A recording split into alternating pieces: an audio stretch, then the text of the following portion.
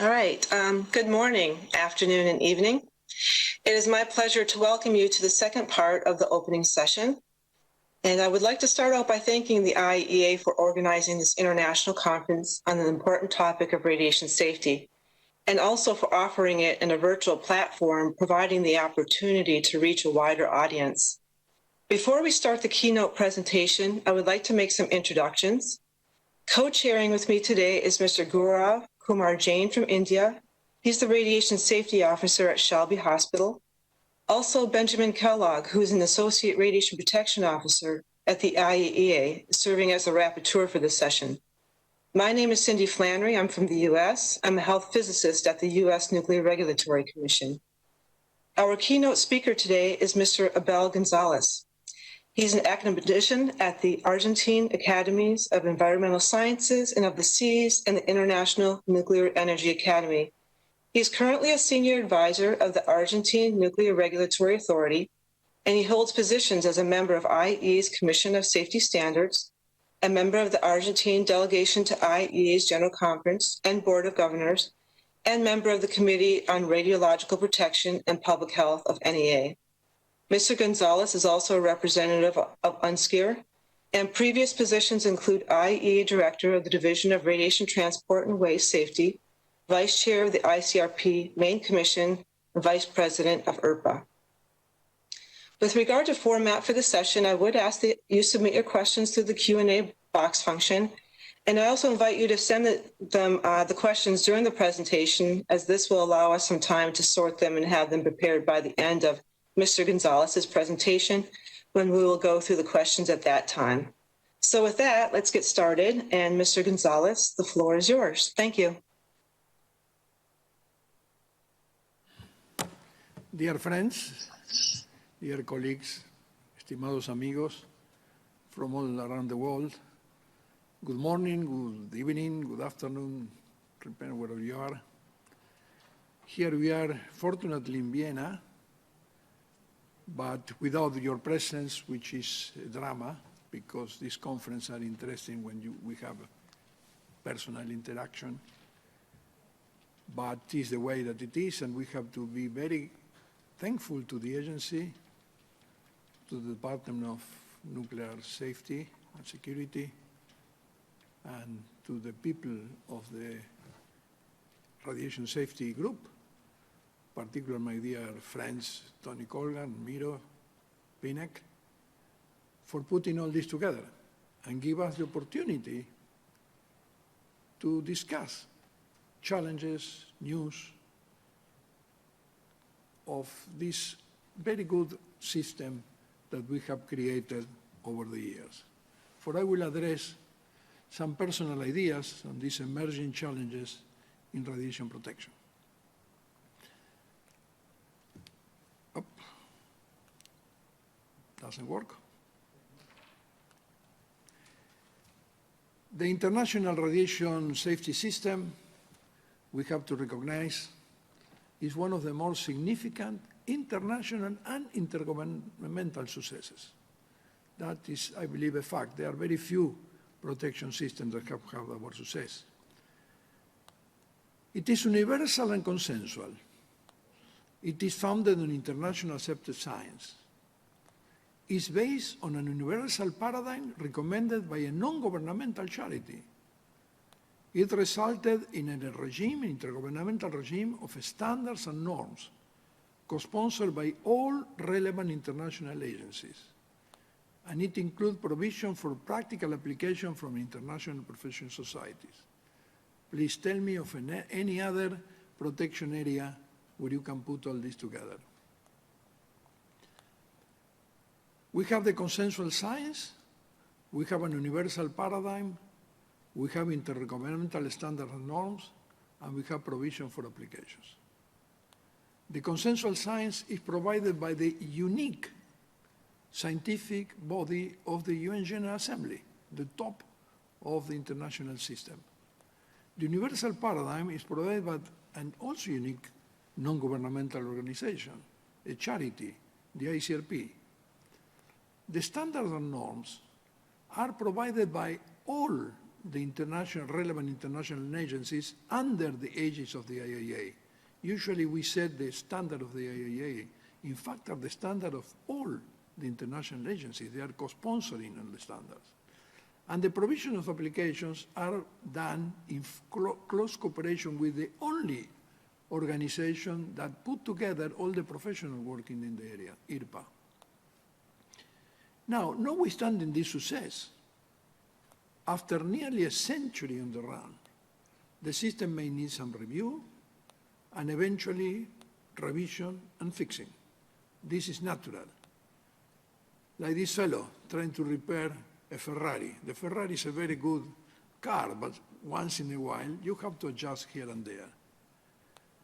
Therefore, the purpose of this presentation is submitting my personal diagnosis of problems and describing challenges for fixing them.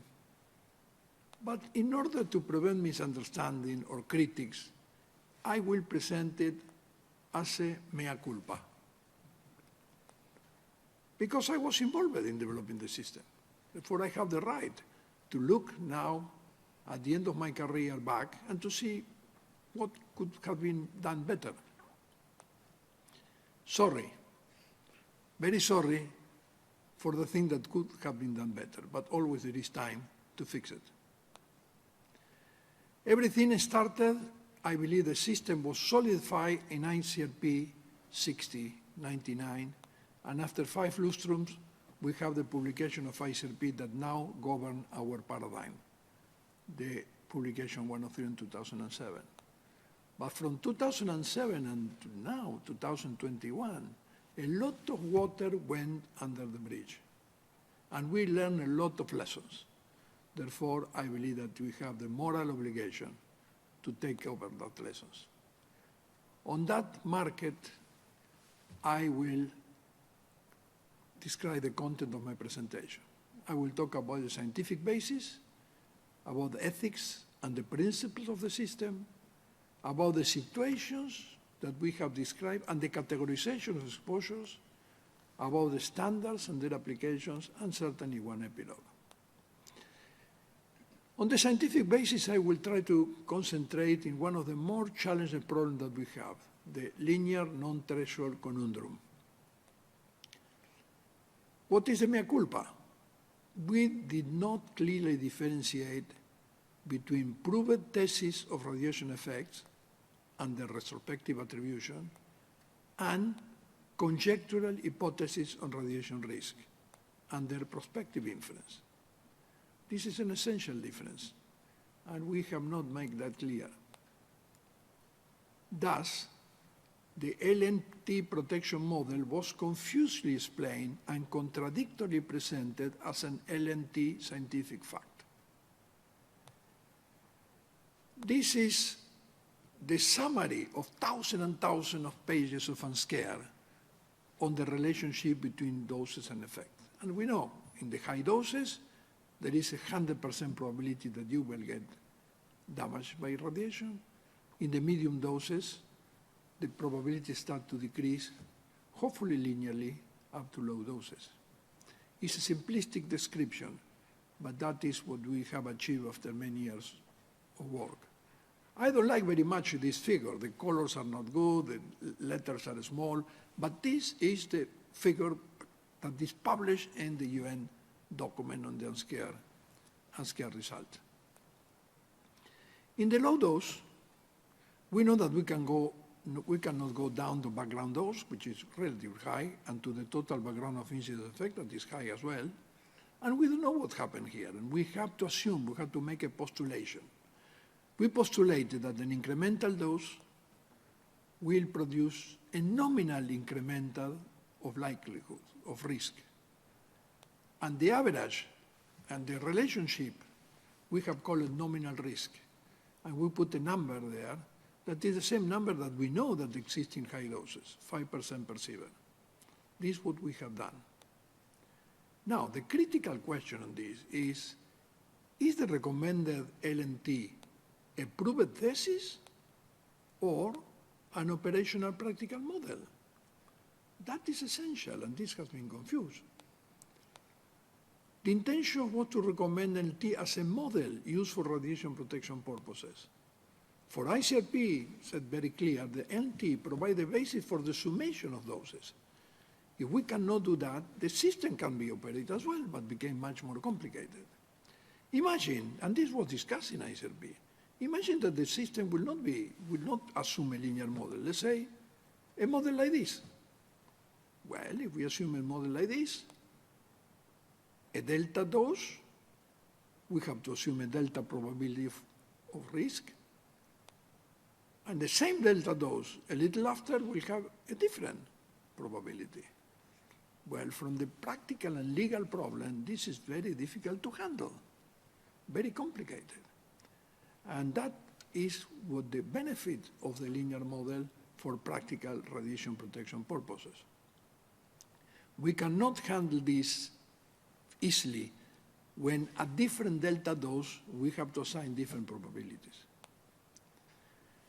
Our challenge is that if the LNT conundrum is not clarified, another more difficult conundrum will continue to emerge, something that happened, counting corpses following low-dose radiation exposure situation. And this happened. We know that the nuclear power plants have discharge of radioactive material, sometimes normal or in an accident. And with a very good computer that we have, we can model that and calculate collective doses. And then, very simply, we take these collective doses, we multiply by 5% per sievert, and we convert this in dead bodies. Collected dose by nominal risk coefficient, nominal deaths. This was done, and was not done by people trying to disturb the system. Was done by the respectful New York Academy of Science. It was there in the page of the Academy for many years, a conclusion that Chernobyl has killed nearly 1 million people. This is a very complicated accusation. Well, now has been out of the Academy, it's not anymore there, but this was done. And what was our reaction? Our reaction was say, this calculation should not be done. This was done in many papers, we said, this could not be done. And the people of the public said, why not? And we took some years to try to solve this question. And UNSCARE came in the rescue already in 2012, but still we have not reacted. The UN General Assembly, 193 states, adopted a report which included a very important annex on attributing health effects and inferring risk. A report that will have to be taken into account in fixing our system. Because the report identifies factual thesis versus conjectural hypothesis. In this clear curve, the report indicates that in high doses we have clinically observable effect in individuals. In the medium doses, statistically observable effect in populations, and in the low doses we have biological plausible risk. Therefore, the effects the report tells us can be quantified depending on whether the probabilities that we are using are frequentistic or subjective. In the high dose, we have frequentistic probabilities based on real frequencies. In the low dose, we have subjective probabilities, based in respectful opinion of scientists, but not in facts. Therefore, we can divide this curve in variable thesis and conjectural hypothesis. More or less in this area, I don't put a line because there are discussions among the scientists what the dose is, but in tens of millisieverts of those. On the right, what we have are verifiable theses, and on the left, what we have are conjectural hypotheses. And this brings us the concept of attribution versus inference. On the right, we have attribution. On the left, we have inference. The thesis of deterministic effects can be proved with individual radiological pathological diagnosis. The thesis of a stochastic effect can be proved with epidemiological estimate. And the hypothesis of risk is a judgment of radiation protection people. No more than that, no less than that. But moreover, we can put another difference here in the high doses, because it's different to make individual pathological diagnosis than to make collective epidemiological estimates. There is a difference there. Here we continue to have judgments. And certainly this difference favors a distinction between individual attribution, collective attribution, and conjectural inference. In the top, what we have is individual attribution of effects, very clear. In the middle, a collective attribution. And here, an inference. But we have to prove that. A testing, providing formal evidence of the radiopathologies are very important in proving individual diagnosis of deterministic effect. Radioepidemiologists are very important in proving collective estimate of stochastic effect. And the radioprotectionists are important for judgment of hypothetical risk and providing protection. But let's make this clear difference in this attesting among professions. Attesting by radiopathologists in the top, attestation by epidemiologists in the middle, and judgment by radiation protection people in the low doses. There are a number of emerging challenges for the future.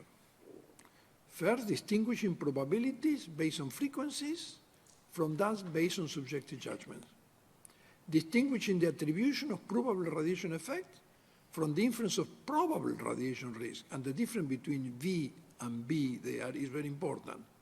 Unfortunately, in many languages, including my own, there is only one word for probability and probability, and this can produce problems. Distinguishing attribution of radiation effect incurred by individuals from attribution of changes in the incidence of effect in large populations. Clarifying attestation of individual effect by pathologists from attestation of collective change in incidence by epidemiologists. And distinguishing scientific attribution from legal imputation. And that is a serious problem that we are suffering still today. Because a radiopathologist can attribute effect individually. A radioepidemiologist can attribute collective effect. A radioprotectionist can infer risk. But you have lawyers who then impute, either impute on behalf of a client or defending a client from one imputation. And imputation can happen to a nuclear employer from an attributory effect to a nuclear worker. A nuclear worker can impute a nuclear employer. And this has happened, is happening. Or a nuclear operator can be imputed by the public. And this is happening, for instance, in Fukushima. Now, how this play in this curve? Here, certainly, you can have individual imputation, because there is a pathologist to attest the effect. Here, you can have a collective imputation, class action, as they call it in the some legal system, much more complicated. And here, we have not solved that problem. And this is a problem that requires solution because it produces a lot of problems. Let's move to second, ethical foundation of fundamental principles. The mea culpa. Any system affecting life shall be based on solid ethical foundations, and the RP system complies with this rule. But our explanation has not been clear enough, and we have to improve it in view of the unscared output. There has been a report of ICRP on ethical foundations, but in fact, the report describes core values. And values, which are very important, is different than ethics. Ethics is a philosophy defining good and evil, right and wrong, virtue and vice, justice and crime, by systematization and logic. The core values in ICRP 138 are very important: beneficence and non-maleficency, prudence, justice, dignity, all are very important. But the ethical theories are just in one annex. and not all of them. The basic ethics doctrines in the ICRP tradition and in the agency tradition has been to distinguish individual-oriented ethics and society-oriented ethics. The fundamental ethics has been the ontological ethics based on duty, the arete ethics, which in English are called virtue. I put the Greek word here. If there are Greeks here in this, they will understand. The arete is more than virtue, really. It's more than virtue. The theological ethic on consequence and the utilitarian ethic on utility, which are not referred, unfortunately, in the ICRP document. This separation is important. There are two different types of seeing moral. One is individual related.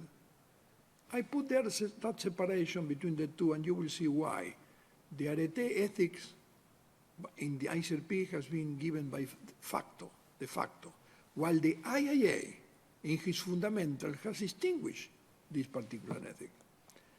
And the societal ethics, the theological utilitarian. For we have the doctrines that I will put here in four circles, just to be more, to convey better the idea. And we can distinguish with aphorism, because otherwise we'll lose a lot of time. The consequence ethic, mind the ends which justify the means, utilitarian, do the greatest good to the great number of people, the deontological, not do unto others what they should not do unto you, and the arete, good, do good that will not be returned. This is the best aphorism to identify the ethics. The intergovernmental fundamental principles of the IIA have respect this, even with more detail than the ICRP recommendations. And I recall you that these are the principles of all the UN system, all the international organizations.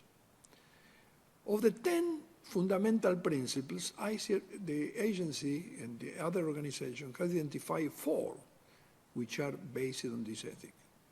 Properly formulated justification of action, optimization of protection, limitation of risk to individuals, and protection of present and future generations, which has not been identified in previous recommendations. And there is an obvious connection between the ethic of consequence and justification, the ethic of utility and optimization, the ethic of duty and individual restrictions, and the ethic of arete, of virtue, and the commitment to the future and the environment. Because the consequence say that the morality of protective action should not be judged against its overall consequences. And justification in the agency formulation said any decision that alters the radiation exposure situation should do more than harm. The utilitarian speak about the overall utility, the best welfare among all people, and optimization in the good formulation of the agency that selected radiation protection options should do the best under the prevailing circumstance, maximizing the margin of benefit over harm. The deontologists indicate that individuals have to be put in focus rather than their overall consequence of utility, and the individual protection agency is an equitable protection option should be prevented by restricting individual risk. But here you will say that we have a problem. And the arete talk about the morality that should be judged by the virtuosity rather than consequence, utility, or duty, and certainly the unique principle in the agency fundamentals of protection of present, future generation and their environment justify this ethic. Therefore, we have here the 4 principles and the 4 ethics, and I believe we have to be proud of our ethics. But certainly the challenge is to reformulate these fundamental principles a little, to adjust them, and to associate them specifically to ethical basis. There are few words that need to be adjusted there. And certainly can be formulated in justification of changes in exposure. In the agency document, talk about the introduction of practice only, but it's also the reduction of exposure that we have to address.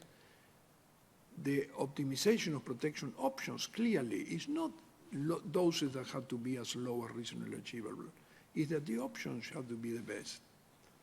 And the dose can be higher. I mean, what we are optimizing is in radiotherapy. It will be a HARA and not a LARA. The principle of individual risk restrictions rather than limitation of doses, and you will see why, and the principle of future and environment, which is very well formulated. But this principle has produced problems. Why? Because we have recommended limits that are not limits. How people can understand that? The dose limits are not the point beyond doses may not pass, a terminal point, a further extent of dose endurance, a restriction the size amount of the radiation those people were emitted. In some, they are not limits. We said, this is the limit, but then they said, oh, I'm sorry, if there is an accident, the value can be higher. People cannot understand that, and this has been a problem. What we are trying to impose is an overall limit on risk of individual under different circumstances. But if we want really to talk about the dose limit, it should be a dose sufficiently high to produce harm, which is what we are doing in practice, and the agency documents on emergency are reflecting this already. Let's move to exposure situation and categorization of exposure, something that probably needs also some reformulation. My mea culpa is the description of radiation exposure situation was very informative, but perhaps confusing, and that's unhelpful in practice. It forces us to include different exposure under different situations. For instance, we have protection of workers for one situation, for the other, and for the other. And in labor legislation, this is very difficult to manage. In addition, we have categorized exposures in 3 categories, but you will see that they are unclear and incomplete. The exposure situation, as you know very well, are the existing planned and emergencies. In fact, in the first draft of ISRP, the word used was extant. Then, for some reasons, moved to existing. And existing and extants are 2 different things. Extants is such an important concept that in Latin language, in my own language, even has a verb to express extant, which do not appear in English, but even a verb. For instance, in Fukushima, when we said to the people, oh no, now we are going to an existing exposure situation, the people say, no, this was not existing. You created. I can understand that it's something that the extant is there, but don't tell me that it existed over. The natural existed over life, but not the exposure after Fukushima. For words are important. In Japanese, there are 2 different words for existing or extant, are not the same word. What is the challenge? To ask ourselves whether this categorization was helpful. For people expected to be protected, do you believe that they care whether the radiation dose that they are incurring is arising from a planet, from an emergency, or from one existing situation? When we see that after an accident, people believe that we are crazy. They said, I want you to protect to this dose. And now that there is an accident, I want to be you to protect me more, not less. Perhaps, and I put just an idea because it's difficult to go back, it was more logical and understandable, the old approach. And in the old approach, that now is very much used in many documents that the agency is producing in emergencies, was just restricting the increase of doses and requiring the decrease of doses when the doses were very high. So simple. Do you remember?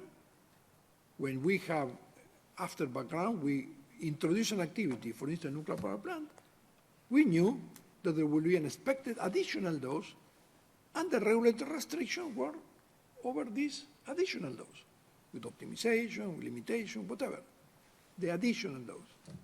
And then we know that there were situations where there was already the radiation was there, contaminated by an accident or by natural. We knew that when there is an extant dose, what we want is to see whether we can avert this dose and how much, and to put a regulatory ambition to avert these doses. I believe that perhaps will be more understandable and more in line with the logical principle that I mentioned before. Now let's move to the categories of exposure. As you know, we have three. Precisely defined, there are two: occupational and public. They are well defined. The occupational in particular is in line with the ILO definition. Less precisely defined is the medical, and we will refer to that. And in semi-limbo are rescuers, volunteers, and comforters. The medical exposure includes a variety of exposures that really are not connected among them. Patients, but there are two types of patients. Those undergoing diagnosis, medical and dental are the same. Treatment, completely different. It's a completely different category. And what about the comforters? In the meeting that we have in Madrid, you remember when we start in Malaga, when we started with the protection of patients, the protection of comforter was a full session. And we could not reach still an agreement on what to do. And then we have the volunteers on this biomedical research. Do you believe that these things are the same? Are very different, and perhaps we have to treat it different. Maybe the challenge is to revise the categorization of exposure. Certainly you can identify a possibility. Patients undergoing radiodiagnosis, patients undergoing radiotherapy, the comforters, which are different, the volunteers in medical research, which are different, the workers under the ILO convention, the rescuers, which are not easily covered under the ILO convention, the Department of Nuclear Safety of the agency has done a lot of work on this, and I believe that we have a lot of things that can be used for identifying these workers. The volunteer worker, this was something new in Fukushima, and we have to still to decide clearly how we are going to take it, and then the members of the public, for we have a challenge there. Then the fourth point, establishing a standard and setting up norms. What is my mea culpa? Well, I believe that we have consolidated a confusing mix of conventions, declarations, standards, and norms. And unfortunately, by a mistake, we have translated into Latin language the word standards as norms. And standards and norms are two different things. Conventions are different than declarations, different than the standards, and different than norms. Conventions describe commitments. Declarations express non-binding policies. Standards establish level of attainment, and norms detail binding requirements. Standards, from the Latin stendre, is an agreed level of attainment or achievement, while a norm is a prescription that is required or ruled. An example of a standard is the fundamentals, and many other documents of the agency, but I believe this is typical. Express the level of attainment. And a quasi-example of norm is the regulation of transport. There are some standards as well, but the regulation of transport is mainly a norm. It's a prescription, a rule. Well, in this magnificent work done by the agency, really, because there is in not any other activity this system of standards. It's fantastic. But perhaps we have to make a clear separation between what is a level of attainment and what is a rule which is prescribed. And in this moment, that separation is not there. The challenge, we should continue to promote conventions, quantitative conventions. The incentive convention, I don't like it. We need to convert declarations into standards. The code of conduct are very nice, but it's something in limbo. We probably have to depurate norms from standards, establish few fundamental basic standards, as was in the origin of the agency, and to expand and specify the corpus of international accepted intergovernmental norms, prescriptions that countries have to follow. Of course, part of this is the operational quantities and units. It cannot be norms without quantities and units. We have created a sophisticated system of quantities and units that do not respect the basic rule of quantities and units. That is my mea culpa. Inter alia, many are not directly measurable. You cannot measure it. Many are not traceable. It changes with time. You know the system. We have very clear physical quantities, activity, external radiation. Then we move in a quasi-physical, the absorbed dose, that we can still measure with some. And then we start to apply weighting factors that change over time. We have the equivalent dose in organs. Then more weighting factor, we have effective dose. These weighting factors are decided by a group of people. Every 10 years, they change. And these quantities are not measurable. We have to create an artificial quantity, the dose equivalent, to measure them. And we measure the three main quantities, equivalent dose, effective dose, and dose equivalent with the same unit, creating more confusion. It is obvious, and we have been discussing this for a number of times, that we have a challenge to review and revise the system of quantities. The objective should be measurability, traceability, and simplification. The issue of measurability is extremely important. In the RASC, in the Committee of Standards, are being discussed in this moment the issue of clearance, the issue of measurability of clearance products, and the importance of errors and standard deviations in this measurability. Traceability is very important legally. You can have a quantity that changes over time. The definition changes over time. You know, a SIVER to date with 103, ICRP 103, is different than the SIVER with ICRP 60. And legally, it's very peculiar. And simplification. Do we need such a complicated system? Providing for the application of standard norms, the mea culpa is perhaps the balance between establishing a standard and providing for the application has been far from perfect. We put a lot of effort in establishing a standard, less effort in providing for their application.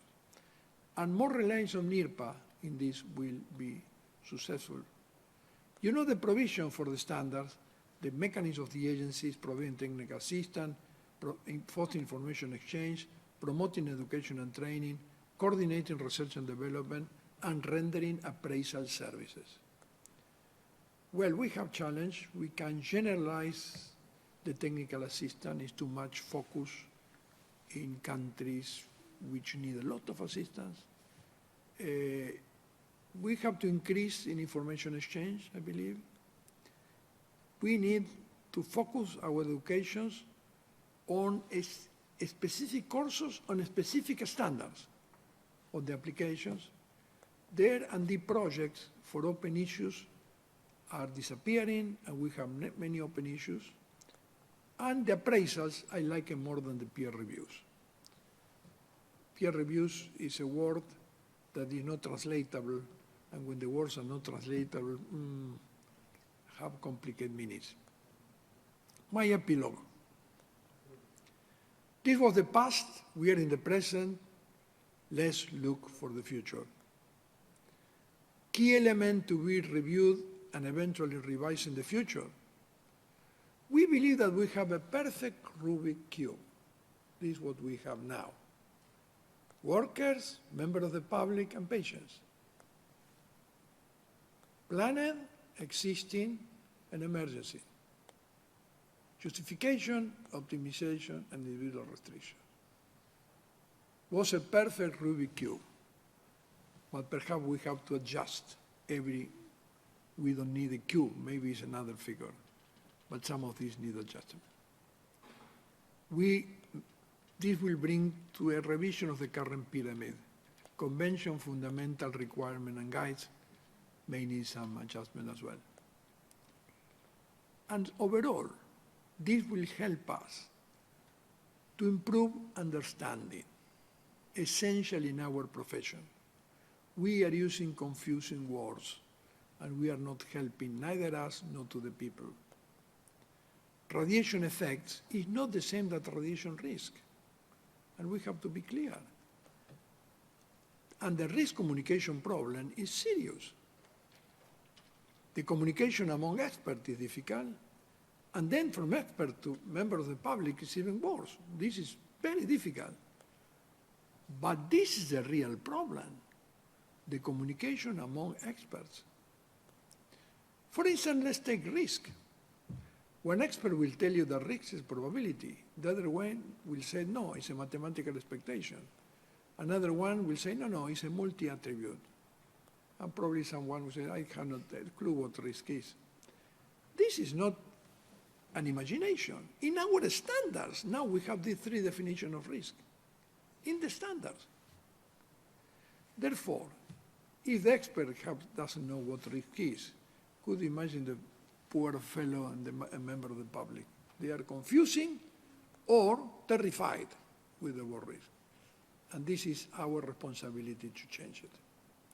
Exposure to natural radiation may help. We have not made good use still of one important information of the United Nations system. For instance, that coal plants produce much more radiation than nuclear plants. You can check yourself, you will see that many few people know this.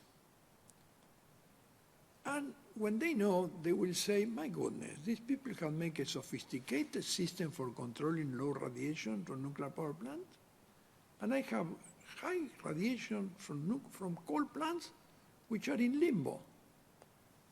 How people will understand this if we do not clearly clarify our work? The coconut tree that we have is very solid, but it seems that shaking a little the coconut tree could be beneficial, and maybe we can do that with some of the things that I have suggested to you. I have no doubt that this is necessary, and I have no doubt that with time it will be done. Thank you for your tolerance, and you have here all the details of my numbers, etc. You can have copies of this information. If you just send me a mail, you will get it. Thank you very much. Thank you very much, Mr. Gonzalez. So we'll turn to questions, and I guess I wanted to check with Mr. Gurov first and see if, Mr. Gurov, did you receive any questions? Yes, I have a few. First of all, thank you very much, Mr. Gonzalez, for a very interesting and informative talk. Indeed, it is a very important subject for ethics of radiation protection. And your talk has provided a very close insight of challenges in radiation protection. And we have a few questions. So first question is from Alex Maitre, that do you think the paper by Richardson et al. In 2015, published in BMJ, helps to assess the collective consequences of low doses?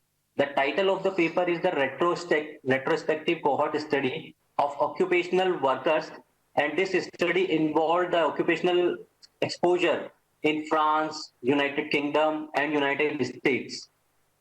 So what is your opinion in that? I'm sorry, just to be sure, is the opinion on the epidemiological study on collective exposure of workers, this is what you are referring? Yeah. Yeah. Well, this was a very interesting study. As usually I define it as studies, one study has more authors than pages, because the number of authors is very big. Now, I respect very much the science of epidemiology, but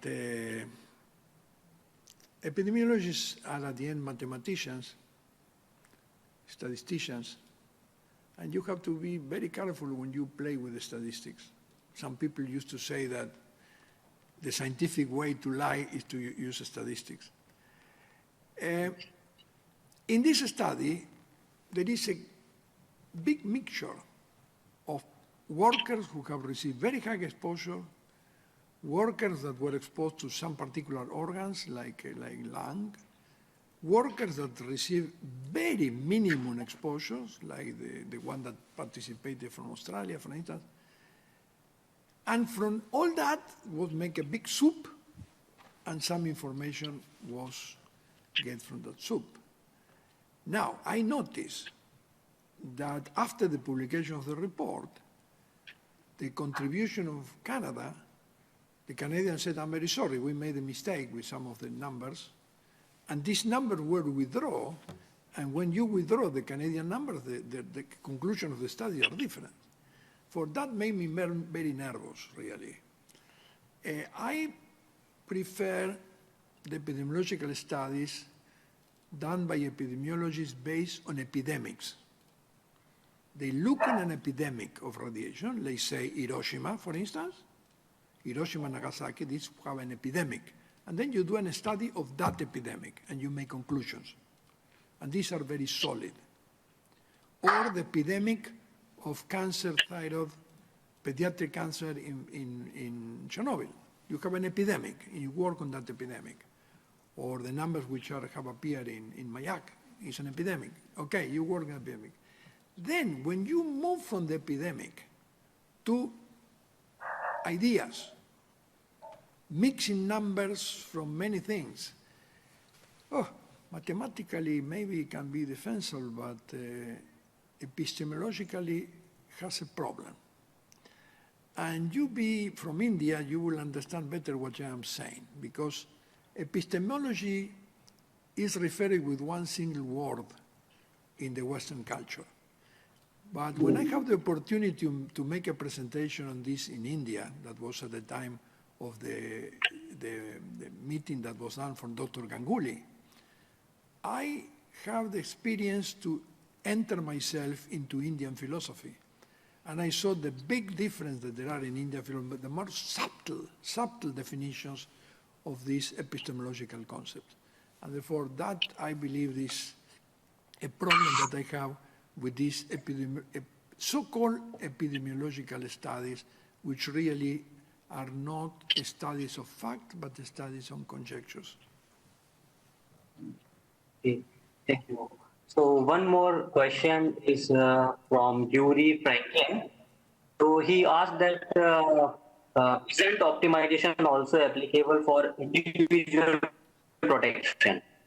Example, use of book constraints. Yeah, fortunately the audio is coming with cut, but I understand that you asked me about optimization and the way to apply it. Well, with optimization has been a lot of distortion, I will say. There was how to call it, requirement, maybe, that was born in US many years ago. Was called the as low as readily achievable doses requirement, which ICRP moved a little from as low as reasonable achievable. Readily was changed by reasonable. And then there was a kind of equation, it was make equal. This ALARA, you know, ALARA is an acronym. I don't like acronym because you know acronym, you cannot translate acronym. They make ALARA more or less similar to optimization. But optimization from the beginning was something different. ICRP was used the word optimization not for making the thing more complicated, just for making the thing more clear. Optimization does not necessarily mean ALARA. Optimization means you consider your options and you select the best under the prevailing circumstances. And the prevailing circumstances change case by case. And the option that is the best under the prevailing circumstance is not always the ALARA option. As I mentioned before, I mean, if you are doing optimization in radiotherapy, the optimization is not necessarily the ALARA option. Among the options, the several options that you have in radiotherapy, you will use the best under many circumstances, that the clinicians will consider. Therefore, I believe that we have to abandon that easily described acronym, untranslatable acronym, and to go to the original concept of optimum, which is a very old concept, was invented by the Romans. And I will mention something that probably will clarify what I am saying. When the Romans finished their road from Roma to Tarrago, you could imagine, the year 2000 to current Tarragona was a major work. They made a monument. It was a very difficult work. The road was crossing the Alps. And in the monument there is a sentence that said the road was the optimum, because it could have been shorter, but it will be much more complicated, going up and down. Or can be smooth, less up and down, but it will be longer. And putting all into account, an option was taken for this road. In radiation protection, while you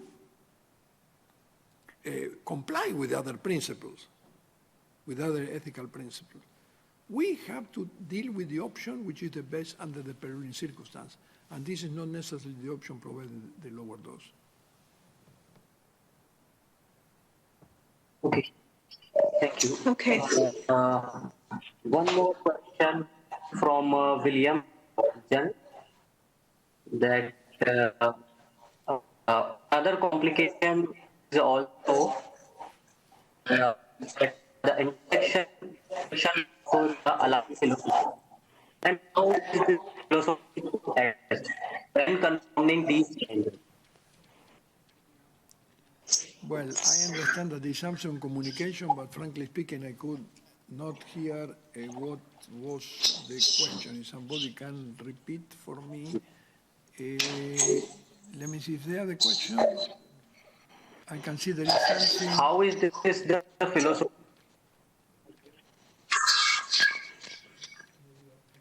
Can you hear me? Well,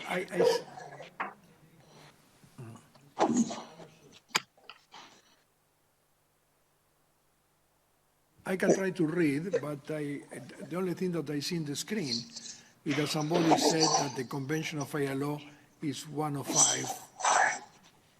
Is 115 and not 105, and he is absolutely correct. I'm sorry for the mistake. But on communication, I'm sorry, I could not hear the question, and I cannot see it in the chat either. Okay, perhaps I could ask the question. Inference is based on the linear no threshold.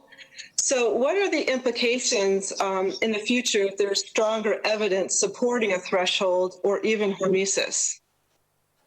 No, I have not used the word threshold. Threshold do not exist in life, basically. Only when you go in the lane, there's a threshold entering your home. But and certainly didn't use the word hormesis.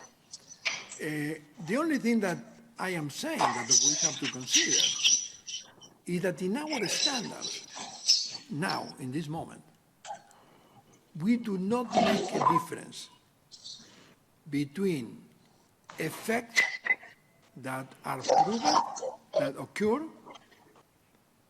and risk that infer. They are inferred with good reasons. I mean, there are a lot of support for that inference. But these are two different things, and in the standard we don't make that difference. Now, whether we should make a difference and how to make the difference is complicated. The Department of Nuclear Safety has initiated the process to try to discuss this, following a requirement of the Commission of Safety Standards. But it's a difficult process, because the first thing that you can say, okay, I recognize that this is the case, but nevertheless, I consider both the same. I consider the same effects and inference. This is one decision, a regulatory decision. Or not, I will make a difference. But for what difference? That is not easy. This needs a lot of discussion, and I believe that the agency, with the support of the other international agencies in the UN system, have to have the lead in this.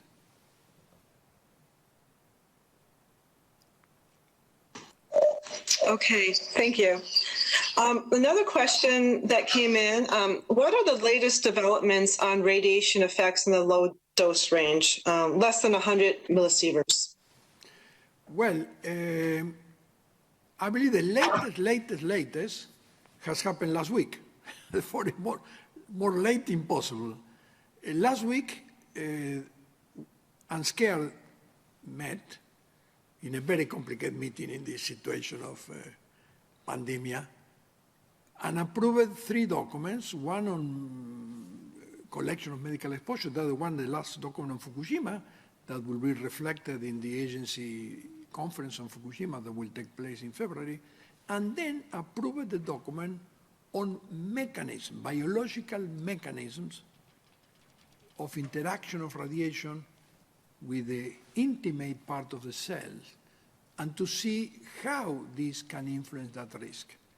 For that is the last development, and basically the UNSCARE conclusion is these mechanisms are not effects, are mechanisms of the cell.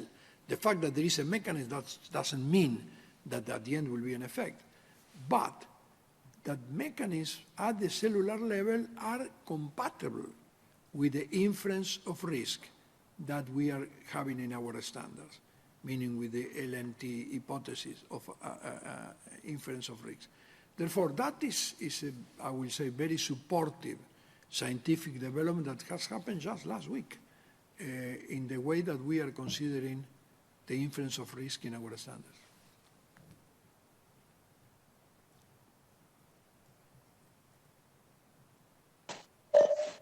Okay, thank you. Another question from Carolyn Apellis. What would your advice be to the developing countries such as New Guinea, who have just completed their regulations? And there's been a lot of confusion in the terms used, and your presentation is complete, has cleared some areas. Well, my advice always is education and training. Always is my advice. I mean, nothing will replace education and training. Regulations usually are dogmas which are based on science, but at the end are dogmas. And at the end, what is important is knowledge. And for that reason, one of my recommendations was that in one of the deliveries of the agency in this area, which is the provision of education, there should be a very big effort, much more than now, on specific areas of work, like the LNT is one example, many others, the classification of exposure, the issue of occupational, etc., to provide really a lot of courses on this in order to give freedom of thinking to the people. Because a regulator that has no freedom of thinking, have not education, became a dogmatic regulator. And the dogmatic regulator doesn't make any good thing to protection. For I will say that my main advice is very good that every country constitute his regulator, constitute the legislation, the framework for that regulation, but please do not lose science, do not lose thinking, do not lose freedom of thought.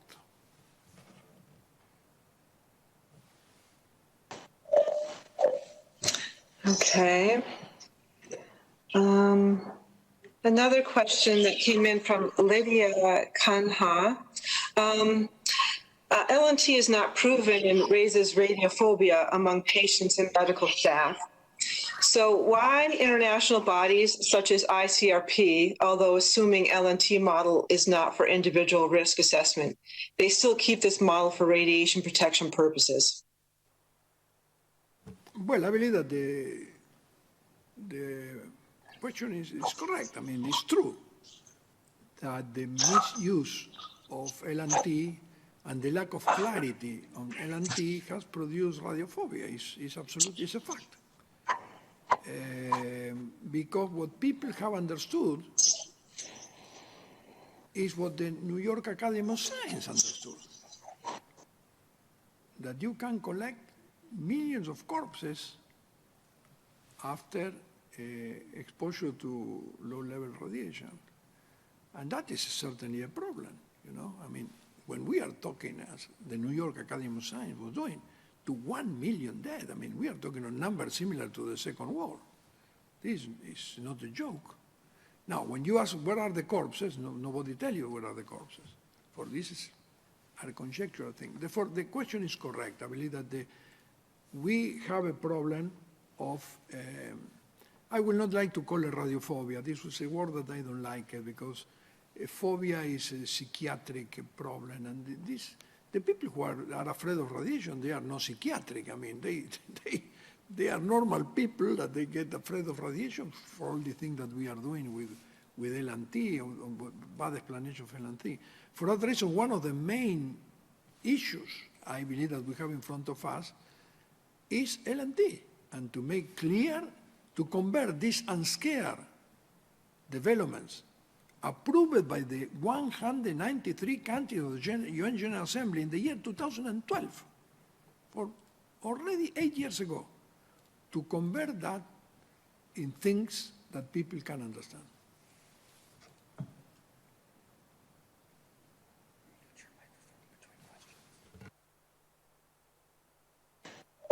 Okay, and this is from Andreas Ziegler. What are the perspectives on the revision of the system of units? Is there a discussion about revision already underway right now? Well, I understand that there are many.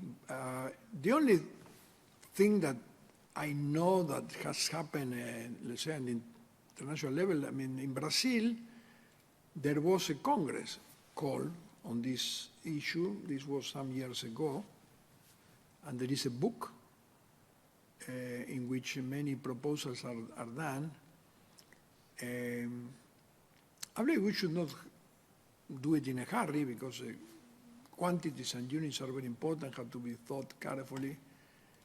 UNSCARE have decided last week to prepare a draft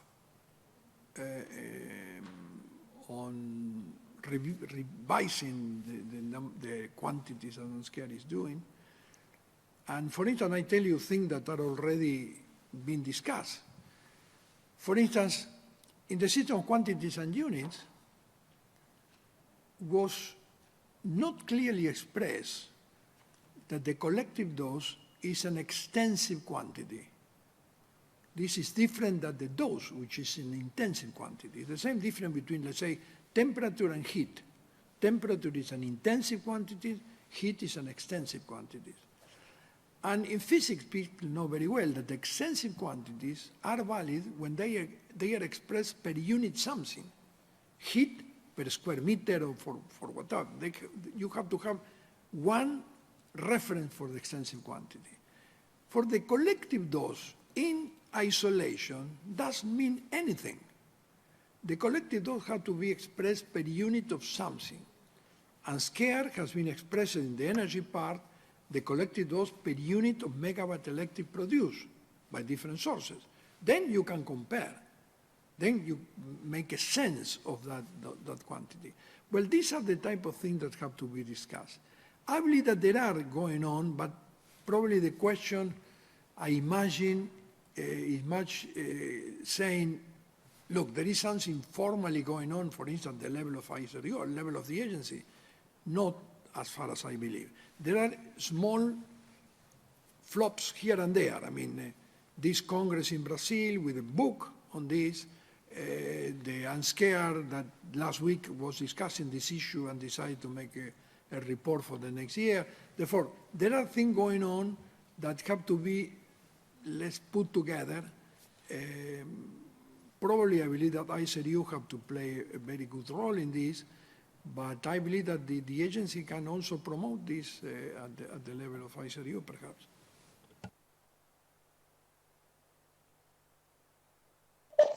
Okay, thank you. Another question, do you recommend to unify the occupational and public exposure done?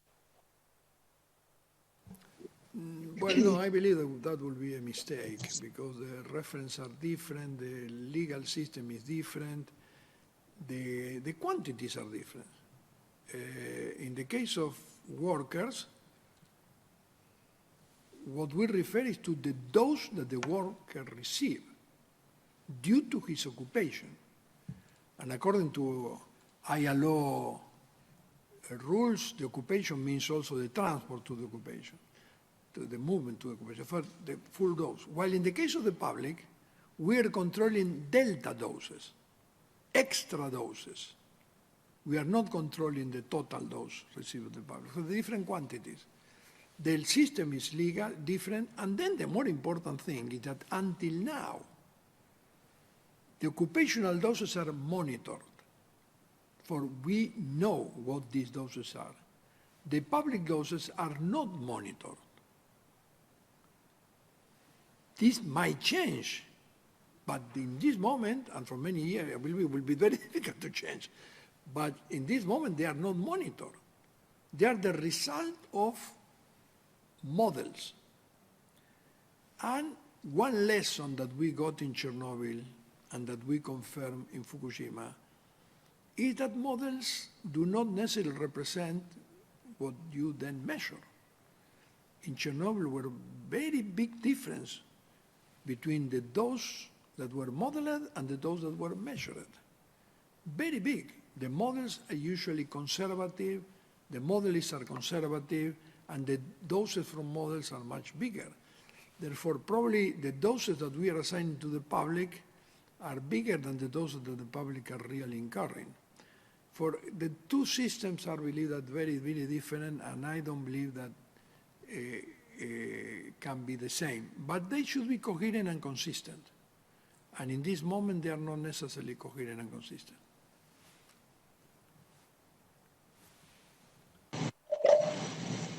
Okay. Another question from Haruyuki Ogino. Is it correct to understand that the definitions of occupational exposure by ILO 115 and IEA GSR Part 3 are the same?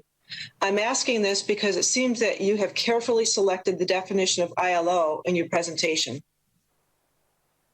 Well, you're right, yes. And they are not exactly the same. And I believe this is a type of thing that we have to tune in the future. There are a small difference between the two definitions.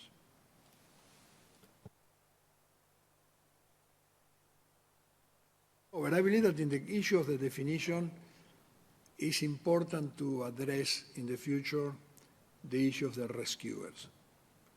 Because when we refer to workers, when the ILO 115 convention was drafted, nobody will have in mind the rescuers.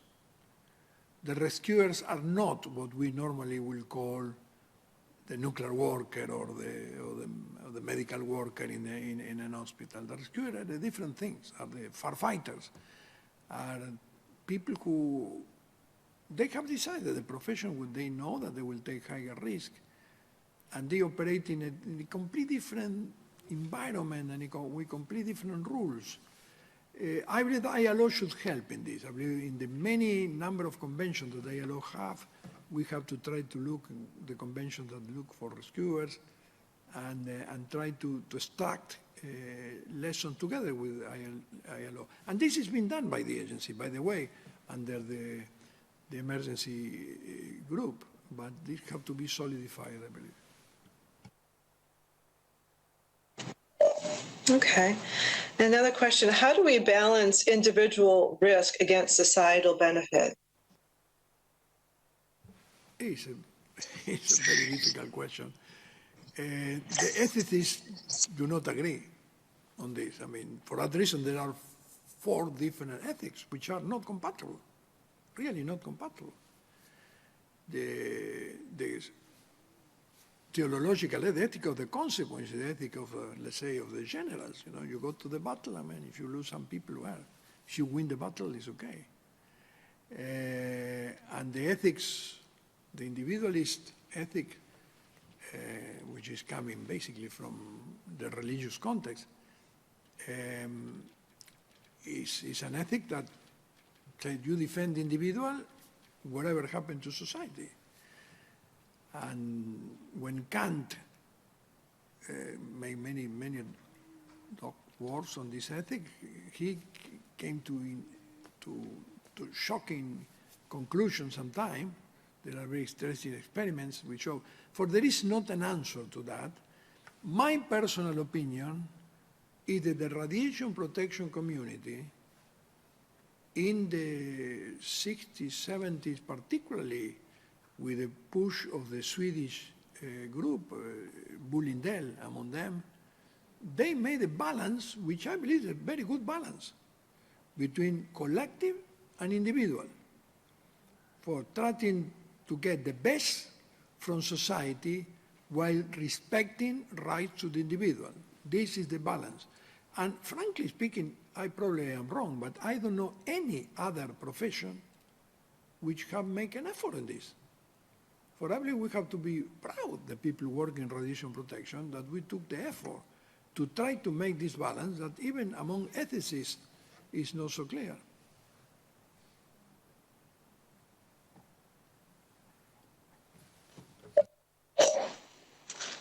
Okay. There's many epidemiological studies that consider only one exposure pathway, but individuals might receive much higher exposures from other pathways. Isn't this a major flaw? Well, it's a flaw, but I believe that the major flaw, I will say, is different.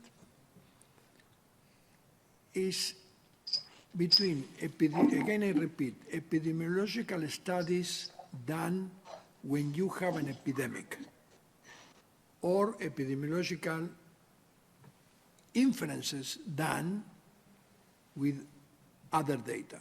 That are two different things. And frankly speaking, I believe that one of the problems that we have is that we have mixed both. In the first one, this problem of the pathway probably is not so dramatic. I mean, let's say in the Hiroshima epidemic, is clear. I mean, there are no problems, different pathways. There are small things have been discussed, but are not relevant. In the epidemic of pediatric cancers in Chernobyl, there is no difference. I mean, no clear. It's very clear. I mean, there is one pathway that is the milk contaminated with iodine. This was the pathway. But I believe the question referred to the other epidemiological studies. When you don't have an epidemic and you try to find whether or not there is a risk. And therefore you act in a population where there is not an epidemic. But you, as a scientist, want to look in data in that population and try to see it. And there you have to be very careful. It's true what the question said.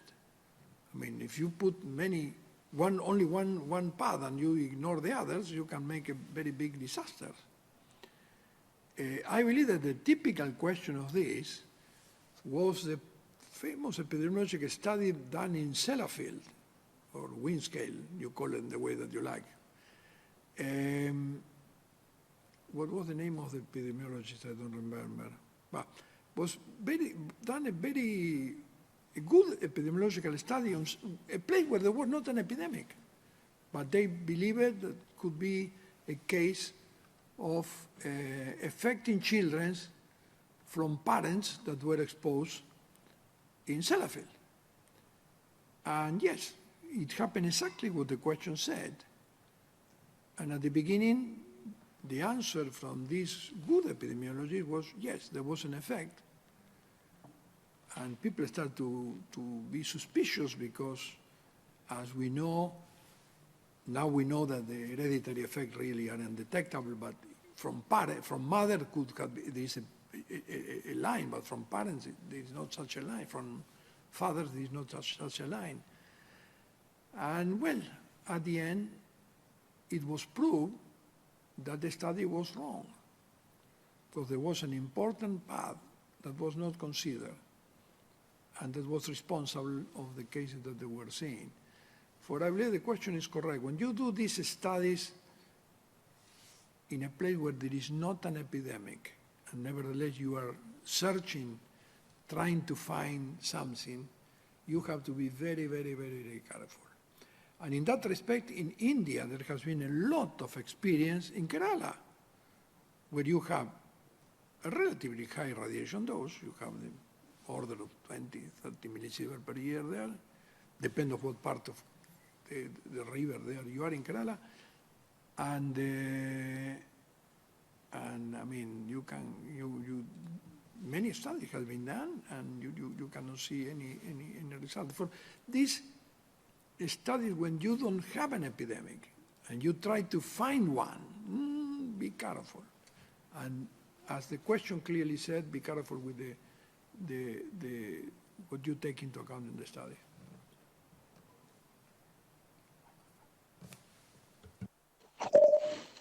Okay. In making decisions on justification, the terms good and harm are subjective. So this means that something justified in one country may not be justified in another. So how can we achieve better harmonization? Well, this is a good question. It's particularly true for the justification of increases of exposure. Let's say what, as formulated in the agency fundamentals, what was called in the past with the term justification of practices. And that is correct. The only effort that was done in that respect was done by the agency.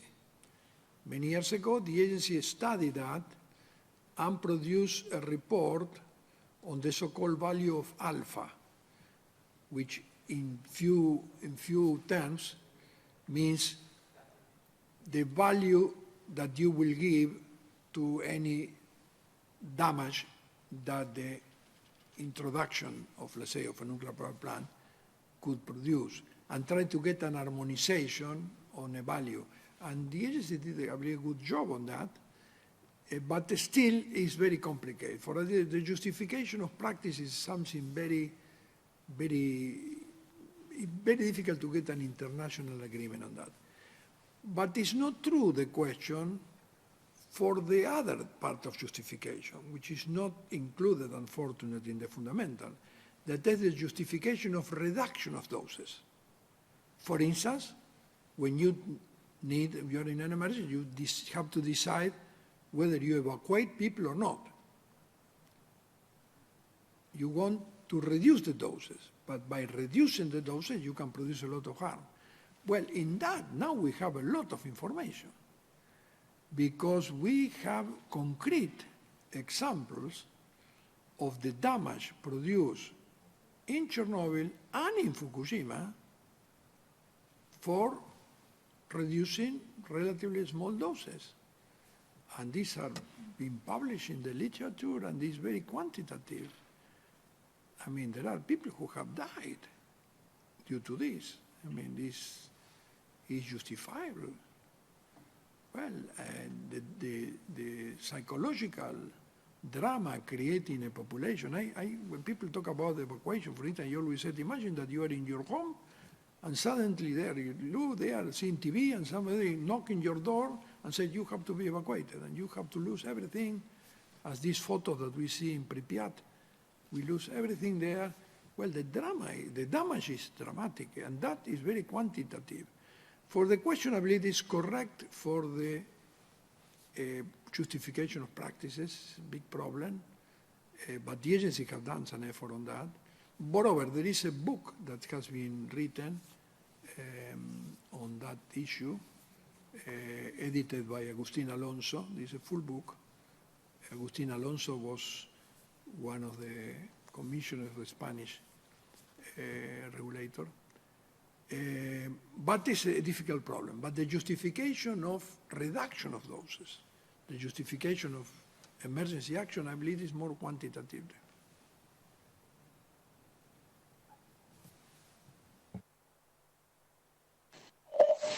Okay, another question. You mentioned some UNSCEAR reports that were worked on last week When do you expect that those will be published? My goodness, in the middle of this pandemonium, I don't call this pandemia, I call it pandemonium. It's really impossible question. I have not a clue. But I am sure that if you get in connection with the Unscared Secretariat, I believe that you can get an advance copy even of the draft, because they are important report. And if not, I personally will violate the United Nations secret and then send me a mail and I send you a draft report, because they are important report. We cannot wait for this pandemonium to get into control. It's a very interesting, the report on mechanisms is a very interesting scientific report, I believe, that will provide a lot of information for this inference of risk in the inference of risk that we are doing. And the one in Fukushima, obviously, is a very important report, because the report contained, you know that Unscared published a report on Fukushima in 2013, the agency a few years after, but in the more than 10 years that have elapsed already, a lot of new information exists.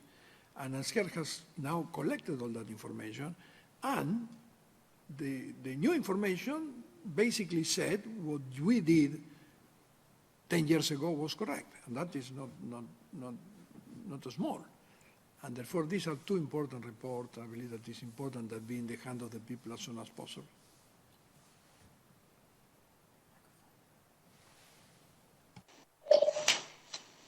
Okay.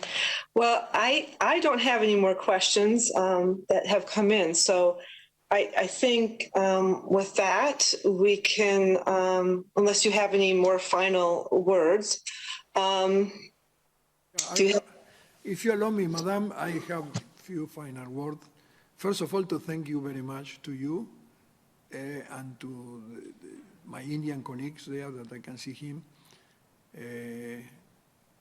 I have learned a lot of in India on these philosophical issues. And to the people who ask these very important questions. I don't know if I know that I could not answer some of them, but we, in this ping pong, I believe that we became all riches in our understanding. Thank you very much, and thank you to my colleague here from the important laboratory in the agency. And thank you to the Secretariat. Thank you.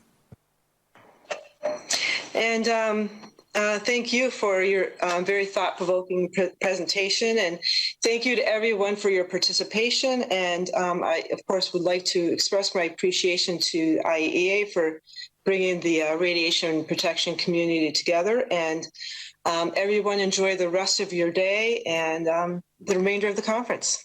Thank you very much.